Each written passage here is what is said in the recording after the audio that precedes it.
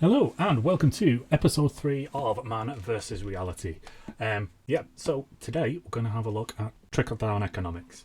And this is a phrase that you might have heard bandied about a lot, especially if you're from the UK like I am, over the past couple of weeks, because the government has come out with an emergency mini budget, which is basically based on trickle down economics, which is seemingly just cutting taxes as much as possible for the richest people in society. So I thought it might be useful to jump on here and to have a look at what trickle down economics is, how it works, and if it really is beneficial to everyone in the way that they say it is.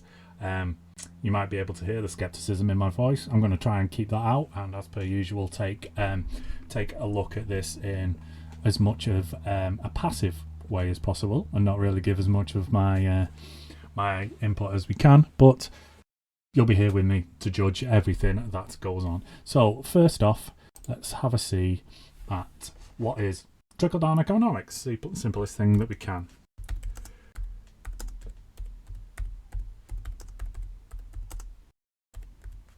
What is trickle down economics? There we go. First one on the list in Google's. So first thing that comes up is the wiki page, as per usual.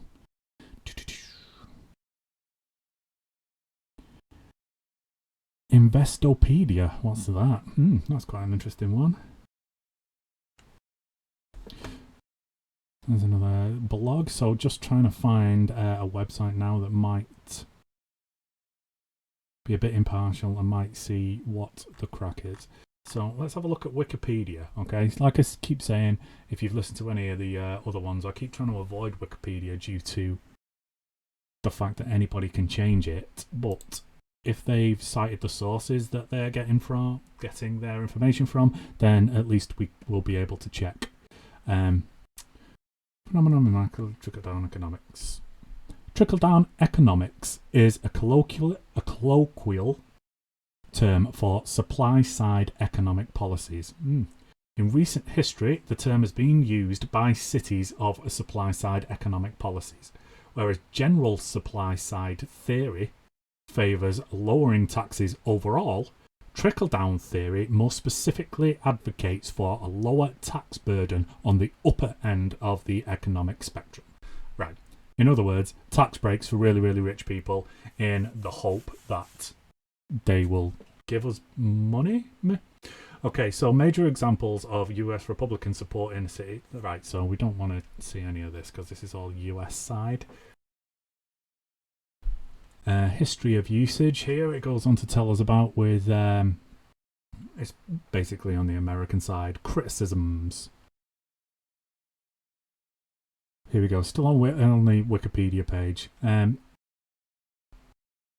a study of zombie ideas, political scientist Brainard Guy Peters and another dude described trickle-down economics as the most enduring zombie idea in American politics. I like that.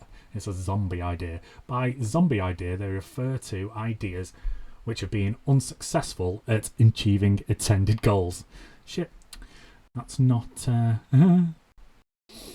what you want to be hearing, considering our country is going into a lot of trickle-down economics here. Yet still survive public policy discourse. Right, okay, doke. So let's have a look and see if we can. What is meant by trickle-down economics is another subsection. So this is the Investopedia that I was just so interested in. Let's click on this link. Accept all cookies, obviously, don't really care. I'm very boring.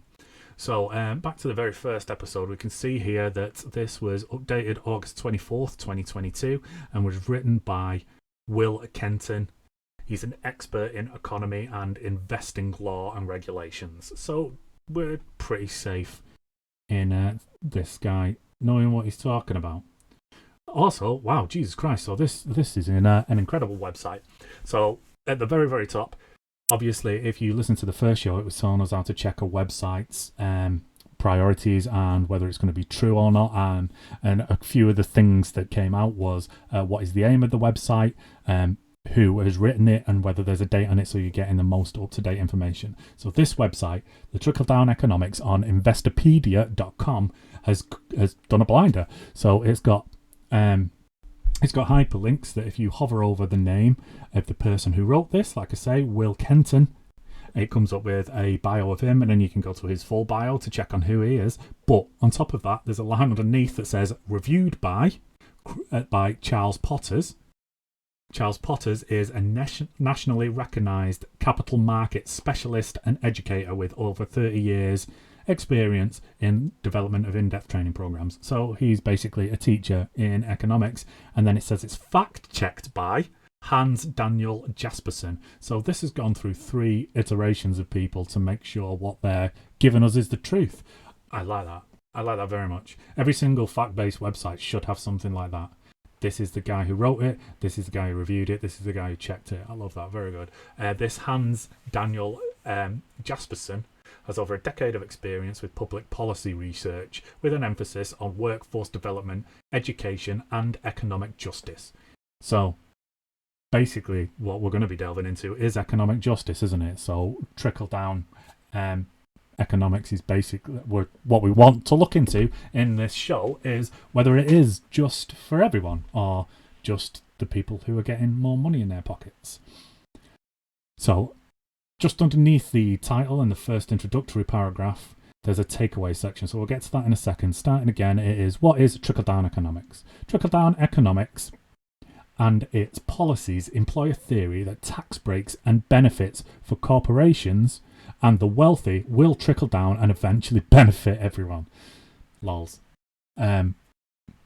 Tools like reduced income tax and capital gains tax breaks are offered to large businesses, investors, and entrepreneurs to stimulate economic growth. Right, so in other words, the theory is that if you don't make rich people pay as much tax, they will spend that money elsewhere in the same economy, and it will let it grow, and they won't just hoard it like a bunch of nasty dragons. So, key takeaways. I really, really like the way that this page is set out. This is how you should set out all fact-based information pages. So it's given us who's written it, all the dates and everything like that. Then you don't even have to read the whole article, because underneath the bit that I've just read you, there's a section that says key takeaways. So these 3 key takeaways that it's showing us is trickle-down theory states that tax breaks will benefits for corporations and the wealthy will trickle down to everybody else. Trickle-down economics involves less regulation and tax cuts for those in high income tax brackets as well as corporations. Critics argue that the added benefits the wealthy receive add to the growing income inequality in the country. How could it not do that? How can giving rich people more money not increase economic inequality? So there you go. Understanding trickle-down economics. So, obviously it's going to go into a hell of a lot of information. Right, here we go. Criticisms. So like I say, trickle-down economics is basically giving the rich more money in the hope that that more money will filter down through investment and creating more jobs, more businesses, and they will spend more money. So it's the idea that rich people spend more money than poor people. And I mean, if you're talking on a one-on-one basis, then that's true. But if you're talking on a general basis, there are far more poor people, than there are rich people. So no, that can't be true, can it? They might be spending less individually, but as a group, surely they spend more. So if you give more people more money, then more money will get spent by more people. Anyway, let's carry on. Although trickle-down theorists argue that more money in the hands of the wealthy and corporations promotes spending and free market capitalism, it does so only with government intervention. Okay. So that's quite an interesting one, that. So it would seem that, yes, we will give you all of these handouts, but we are going to make sure that you spend it in this country, in investment and stuff like that. But it has just said, I think it might have been on the Wikipedia page, that there are less restrictions on what they can do and how they can operate. So, okay, let's carry on. Critics argue that the added benefits the wealthy receive can distort the economic structure, as low-income earners without equal tax cuts add to income inequality. Many economists counter that cutting taxes for the poor and working families boosts the economy by increasing spending on goods and services, whereas tax cuts for corporations may go to stock buybacks or increased savings for the wealthy, hoarding it like a bunch of greedy-ass dragons. Many factors drive growth, including the Federal Reserve. So this is basically based on the US again. We're going to... there's a bit on bringing it back to London, but... Yeah, sorry. So yeah, this seems basically based more towards the US than anything else. I think that's going to be the trouble with everything. We're going to get that more. No one really gives a shit about the UK, do they? We're probably not going to be here much longer, so it doesn't really make that much of a difference. But we shall see. So many factors drive growth, including Federal Reserve, monetary policy and lowering interest rates, trade and exports, sales from US companies to foreign companies. So you substitute that for UK companies to foreign companies. I wonder why that might be down. As well as foreign direct investment from corporations and investors overseas contribute to the economy. In December 2020, a London School of Economics report by David Hope and Julian Limburg was released, which examined 5 decades of tax cuts in 18 wealthy nations and found they consistently benefited the wealthy, but had no meaning effect on unemployment or economic growth. I mean, I think we've pretty much answered what we came here to answer. Yeah. We'll have a Google. I mean, is it worth having a Google of that economic report? I don't think it is. I think it'll be way too confusing for me.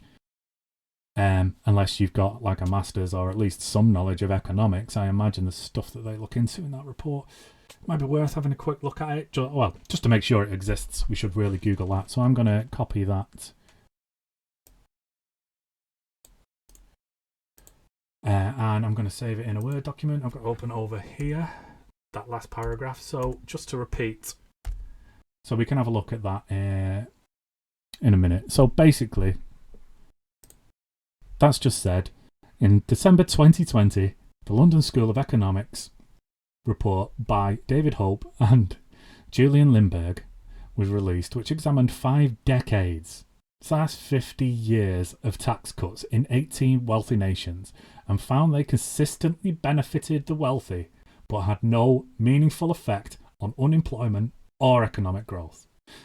So the reason that they're doing Trickle Down Economics is to grow the economy, and according to this 50-year study, it does not grow the economy. I mean, I'm kind of like be happy just to finish with that, but there's got to be more. This website then goes on to Tax Cuts and Jobs Act. So that's obviously, no, it's Donald Trump. Don't really give a shit about anything like that. Reagan economics. How President Hoover used Trickle Down Economics. Bottom line. Okay, so bottom line. So is this experts' tips for CDF trading? Right. So this looks like the conclusion to this article that we've been reading through. Bottom line. The trickle-down theory includes commonly debated policies associated with supply-side economics. A policy is considered a trickle-down if it benefits wealthy businesses and individuals in the short run to boost standards of living for all individuals and the economy in the long run. President Hoover, Reagan, and Trump have all employed methods of trickle-down economics. That's not so that's not saying whether it's good or bad or not. That's basically just stating, yeah, these guys did it. This is what they did. They did the thing. So yeah, right. So let's have a look, see if we can find that report that we've just mentioned. Let's have a see if there's a couple more articles on this subject about what it is and people who understand it. This little page at the side here that I always really, really like. It's normally Wikipedia on Google, isn't it? Trickle Down Economics is a colloquial term. Basically the first line of the shit that we were reading before, so it's all good. These are all articles about what's just happened in the UK, which has obviously spurred this show about the emergency budget. They're all basically... So depending on which side they fall on. Oh my god, this is so lovely. Okay, so The Guardian, mainly like quite a left-wing liberal newspaper. Forget trickle-down economics. What the UK needs is middle-out economics. So in other words, funding the middle class will boost the economy in that way. The next article down, Conservative Home. So they're going to be very right-wing and obviously support the Conservatives. Trickle-down economics is a left-wing fantasy. Truss is right to point that out. Of course she is. It's her fucking system. She's not going to be slagging it off, is she? Not saying we're wrong. The Independent. So these are all just titles of articles that have come up on this Wikipedia page. And it's really interesting to see which side of whatever's fallen on everything. The Independent, it's not just right wing in the grip of trickle down. It's not just the right wing in the grip of the trickle down economics fantasy. Financial Times, trickle down economics is no substitute for a growth plan. So they don't think it's going to work. Well, that's the Financial Times. They do financials. Literally in the name. It's all they do. It's the only reason they exist. They're going to know what they're talking about, aren't they? Yeah, the next one, The Guardian. Trickle down trust. And the wealth creation myth. So that's going to be another one slagging it off. Obviously none of these. Maybe the Financial Times ones. The reason I'm not clicking on any of these articles is because they're going to be biased one way or the other. And I don't really want to do that. And I just think it's interesting to compare the two from what other side they're looking at. CNBC, that's American news. Britain pursues trickle-down economics despite scorn from Biden. So Biden's obviously been slagging off the plan. Doesn't think it'll work. Kwarteng, so Kwasi Kwarteng, I believe that's how you pronounce his name. Yeah, don't want to be like real bad and getting it wrong. Kwarteng's gamble is doomed. This trickle-down Tory economics at its most. So that's the New European. So I don't know why Europe would hate us, but apparently they do. I imagine that's probably going to be quite an unbiased article, to be honest. They're just going to be sat out looking at things from an unbiased way. But besides that, there's all left-wing and right-wing. Mainly left-wing. Most left-wing people think it's doomed. Most right-wing people think it's awesome. Because they support rich people. Okay, so Guardian again. economicsonline.co.uk. Okay, so this is an article, agree with that, from economicsonline.co.uk, and it's called Trickle Down Economics, Why It Only Works in Theory. Written by Economics Online, published by Economics Online, obviously, July 29th, 2021. I'll scan down to the bottom, see if I can find out who's written it. Whether we know, I don't know anything about this website or what side it falls on. Yeah, so should we skip straight to the conclusion to see what they've come up with?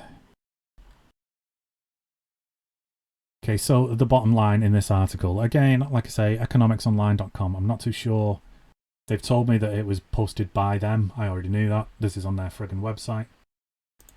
I'm not sure what side of the fence it's come down on. This will probably give us an idea. The bottom line. Trickle-down economic theory says that benefits from tax cuts, dividends, capital gains, and looser regulations on wealthy individuals and corporations will flow down to benefit middle-income and low-income earners. The deductions for the wealthy will result in an accrual of extra wealth, which would be used to invest or expand businesses, thus boosting the growth of the economy. While the Laffer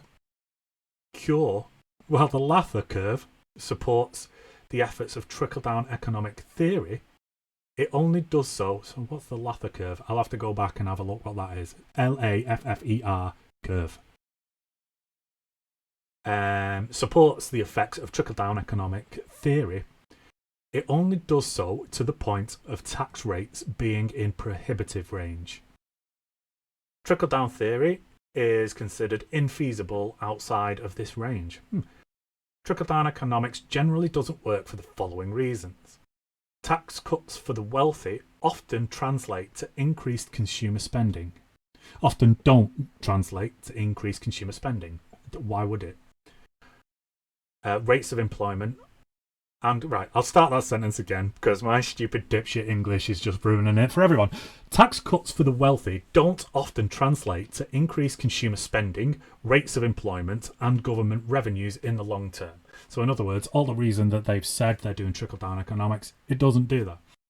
Instead, tax cuts for the middle and lower income earners drive the economy through the trickle-up phenomenon. In other words, more people have more money in their pockets, the more money gets spent. Now, that just makes the easiest, most logical sense to me. The increased income for the wealthy that comes from tax cuts only increases income inequality in the US. So this is, again, another US article. Trump's Tax Cuts and Jobs Act. I'm not going to get into that, slagging Trump off. President Biden has stated that he will dismantle the parts of the Tax Cuts and Jobs Act that benefit the wealthiest corporations and taxpayers. So again, you've got the right who are bringing in as much trickle-down economics and tax cuts for the rich and the wealthy as they can while cutting legislation as much as possible. And then you've got the left. Biden ain't really left. He's still right of centre, but he's a lot more left than the actual right. Going the opposite way. So the hard right bring it in, the more centrist left-based politicians kick it out, which is the way that the world goes. So let's have a look at that. What was this Laffer curve that we came up on? Does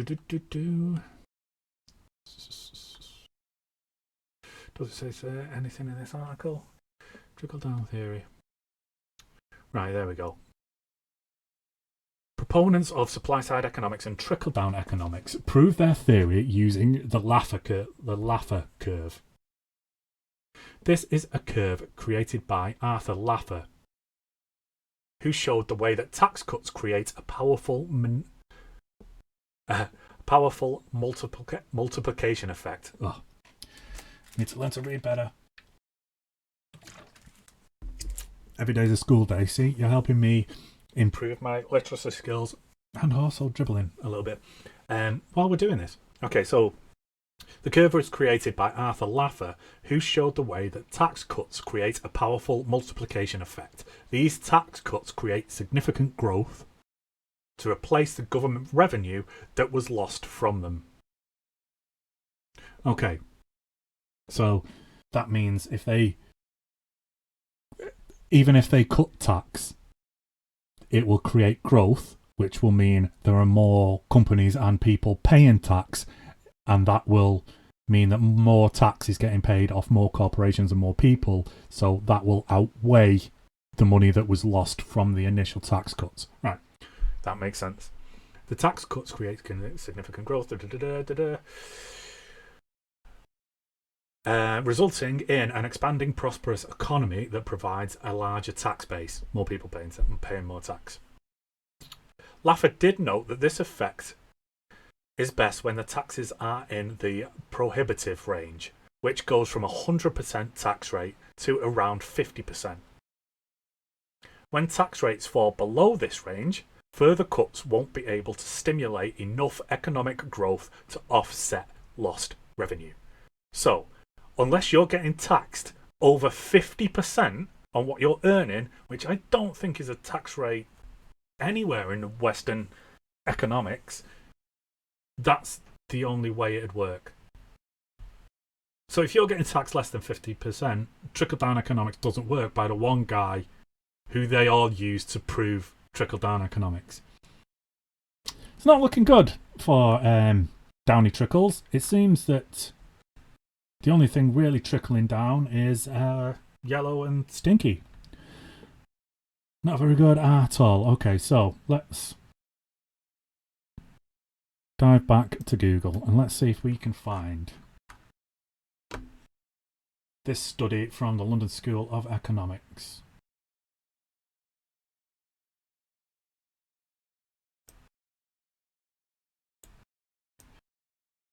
That was mentioned in a previous article. Copy that from over there. Swing it in from over here. Let's see what comes up when we Google that. The economic consequences of major tax cuts for the rich. I wonder if that's what it is. It doesn't say the title of it in the thing that we found. It says it's produced in 2020. Right, so the top result here is ePrints. I think this is just a site that allows people. Oh, so it's it's basically an online PDF. So let's click on that. So yeah, so this is the report. So we found it. So the report exists. So we know that they're telling the truth. This is a PDF of the actual report that's online. eprints.lse.ac.uk, and then it is basically if you want to see this and you're only listening via a podcast, the title is The Economic Consequences of Major Tax Cuts for the Rich by David Hope and Julian Limburg. Working paper 55. Oh damn, how many pages is this? So this is a PDF that is 33 pages long. And as it said in the previous one statement roundup, this is a paper that goes over 50 years worth of tax cuts and sees whether they help or not. So here it gives information about the London School of Economics. Abstract. This paper uses data from 18 OECD countries. What's OECD? I'm assuming it's just where they're from. Over the last 5 decades to estimate the causal effect of major tax cuts for the rich on income equality, economic growth, and unemployment. First, we use a new encompassing measure of taxes on the rich to identify instances of major reductions in tax progressively. Then, we look at the causal effect of these episodes on economic outcomes by applying a non-parametric generalization of the difference-indifference indicator that implements. Right, you see, I'm already fucking lost. I have no idea what's going on in this. I know what they're driving at, but the technical speak is just going to be way too advanced for me. I still think we should maybe click through. Oh, damn, see, look, really gorgeous, fancy equations that they've used to actually calculate all of the stuff that they want to find. So I'm going to keep on going down to the conclusion, see what the summing up is, and hoping that it's not too big. Damn, so the bibliography is about 5. So the bibliography is about 5 or 6 pages long. So page 19. Conclusion. So is it worth reading this conclusion? I think it's going to be a bit too much for me, but let's do it anyway. So this conclusion is about a page and a bit, so just bear with me. And it's basically going to answer the whole thing of the podcast, this. So, does Trickle Down Economics work? Because what they're saying is, if we give more money to rich people, everybody will be better off in the long run, and the economy will grow because they will invest more and employ more people and spend more money. So, conclusion. This paper uses a 2-stage process to estimate the causal effects of major tax cuts for the rich on economic outcomes. First, we identify instances of major reductions in tax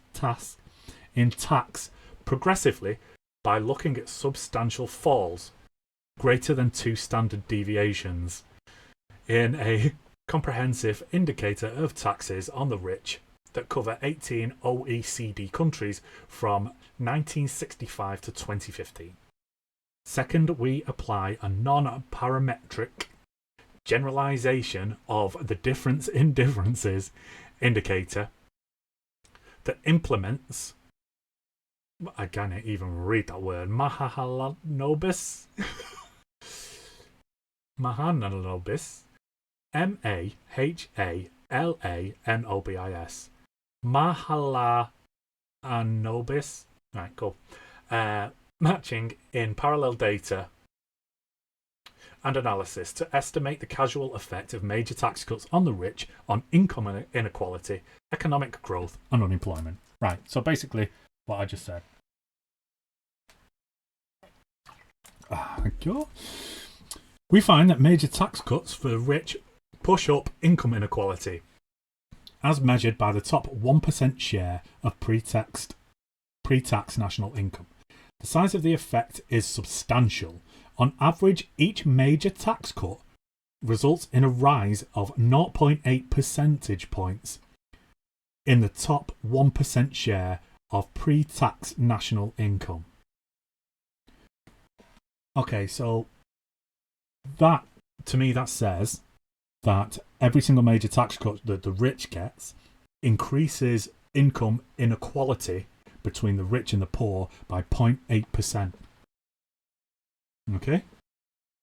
The effect holds in both short and medium term. Turning our attention to economic performance, we find no significant effects of major tax cuts for the rich. More significant, the trajectories of real GDP per capita and the unemployment rate are unaffected by significant reductions in taxes on the rich in both the short and medium terms. So, they're just doing it to line their pockets. That's the only conclusion. What they've just said there is it doesn't do what they're saying it does.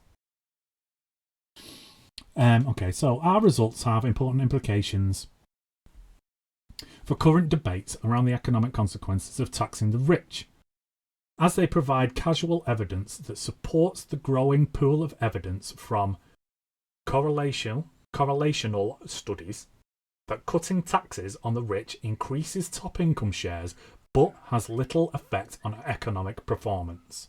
And then it gives another couple of examples. Leon Gordon, 2005, Piketty et al., 2014, Ronnie et al., 2009. So they're going to be other studies that one was so inclined could look up as well as this one in order to prove that the point. So basically that's peer review that we were talking about when coming to the scientific method. That's peer review that they've just given an example of there. So this can't be argued with. They also align with casual findings of Rubelino and Waldenstorm in 2020, but provide stronger and more generalizable conclusions. As our approach allows us to move beyond looking at tax changes in only a handful of selected countries. Oh, excuse me.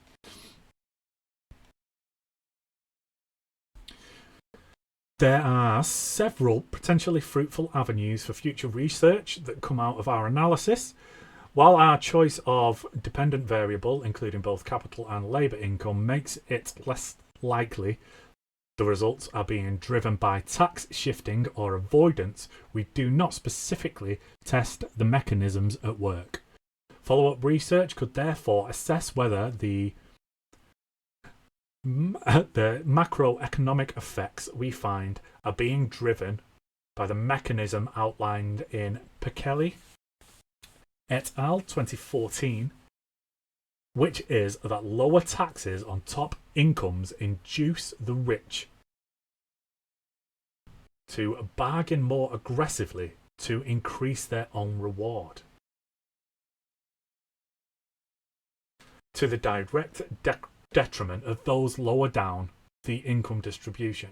Okay, so that is saying this Piketty, who wrote his study in 2014, his conclusion says that if you lower the tax burden on the wealthy, it increases their aggressiveness at getting more money.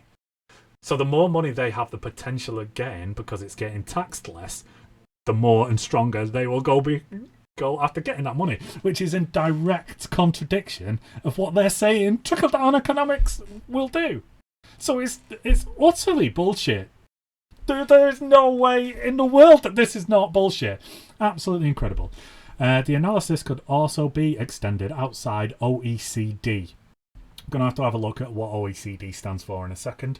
To see if the findings hold in countries with lower fiscal capacity. Okay, so I'm assuming that OECD is going to be a measure of fiscal capacity of a country, how rich your country is, how much money it makes, where the standings are. But we'll have a look at that in a second. Lastly, from a policy perspective, it would also be important to understand more about the extent to which individual attitudes to taxing the rich are influenced or not by the provision of new information about the economic consequences. Yeah, that's fair enough. Attitudes to taxing the rich is going to change depending on the evidence that's put in front of your face. If you are a reasonable person, if you are not a rich person. If you're a rich person and someone says we're going to give you less tax, you ain't going to go, fuck no. Some of them actually do, though. Some of them actually do. There's always reports every now and again of millionaires that are like, I can afford it, why aren't you taxing us more? Why are you lowering our tax? Whether they're doing that just to say it'd be nice and to make more money for their company, it's all good. But then you get people like Jeff Bezos who like charges minimum wage, and there are reports coming out of Amazon factories where they're not allowed a 2-minute break to go for a wee or anything along those lines. So people hoarding it like dragons is unfortunately much more prevalent than people being nice about their money. And also, according to this study that was outlined here, the more potential income they can earn, the harder they go after it. So it is full on testicles. It makes them actually worse people who try and get richer and richer and richer because they see the more potential for getting richer quicker. It makes them bigger assholes. Okay, cool. So let's have a look. We'll just copy and paste this OECD. We'll have a look at that. Then I'm pretty sure we ain't going to get much further with looking into this. We ain't going to get much out of it. All the questions. OECD statistics. What OECD stands for. And there we go. It's at the side there. Organisation of Economic Cooperation and Development. The Organisation of Economic Cooperation and Development is an intergovernmental organisation with 38 member countries, founded in 1961 to stimulate economic progress and world trade. There you go. Ain't getting easier than that, is it? So the companies in that that were studied in that economic paper that we've just had a read of the conclusion of, they were all members of the Organisation for Economic Cooperation and Development. So in other words, they're ones who are more interested in trading with one another and stuff like that. So people outside the OECD are just not a member of this organisation. It's not really based on wealth or anything along those lines. Yeah, well, that's about that. So there you go. What more is there to say as a conclusion? Trickle down economics is bullshit. They're stealing money off us to keep it. There's no other conclusion that we can come to based on the evidence that we've just looked up. It's just rubbish. The reasons that they say that they're going to do it is to produce economic growth and more investment. That doesn't happen. So they either know this and are lying, or they don't know this and they're stupid, and they actually think it's gonna help us, which it isn't. So yeah, that's it. Nice short one this week for you. After boring you for an hour and a half about the Royals last week, I imagine that you're quite happy about that. This one hasn't changed my mind about trickle down economics. I came into it not thinking it was bullshit, thinking it was just the rich robbing the poor again. Literally come out of it 100% certain that it is bullshit and that it is just the rich robbing the poor. There is no argument to the contrary in my eyes, and it's kind of disgusting.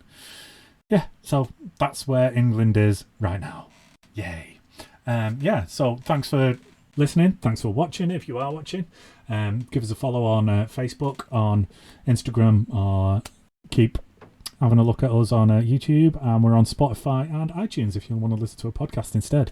Yeah, thanks a lot. It's quite a nice little tie-up for that one. I'm happy with that. And hopefully I will see you and speak to you next week.